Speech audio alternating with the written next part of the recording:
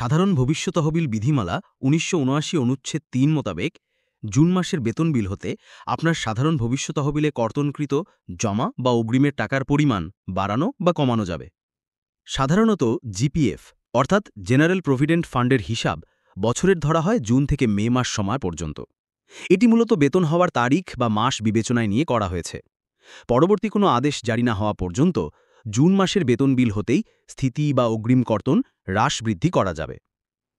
প্রশ্ন: কোন মাসের বেতন বিল হতে জিপিএফ কর্তন হ্রাস বৃদ্ধি করা যাবে?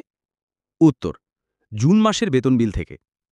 প্রশ্ন: অন্য কোনো মাসে জিপিএফ কর্তন শুরু করা যাবে না? উত্তর: যাবে, সেক্ষেত্রে 13% সুদের হিসাব জুন থেকে মে পর্যন্ত সময়ে করা হয় বিধায়। অন্য মাসে কর্তন করলে ওই মাসগুলোতে কর্তনকৃত অর্থের ওপর কোনো সুদ পাবেন না। প্রশ্ন: যদি অন্য কোনো মাসে জিপিএফ কর্তন বাধ্যতামূলক হয়ে যায় তবে কর্তন করতে হবে না? উত্তর: হবে। যে মাসে প্রফেশনাল পদে 2 বছর পূর্ণ হবে তার আসন্ন মাসেই কর্তন শুরু করা যাবে, তবে আগামী জুন মাস থেকেও কর্তন শুরু করা যাবে। প্রশ্ন: জিপিএফ থেকে কি যে কোনো সময় অর্থ অগ্রিম উত্তোলন করা যায়? হ্যাঁ, যায়। আপনার প্রয়োজনে আপনার অর্থ যে কোনো সময় উত্তোলন করতে পারবেন। আগামী জুলাই মাসের ইনক্রিমেন্ট সহ মূল বেতনের 25% কর্তন করা যাবে? হ্যাঁ, জুন মাসে যদি আপনার মূল বেতন 11,890 টাকা হয়, তবে আপনি একই বছর জুলাই মাসে আপনার বেতন 12,490 টাকার ওপর 25% অর্থাৎ 3,122 টাকা কর্তন দেখাতে পারবেন।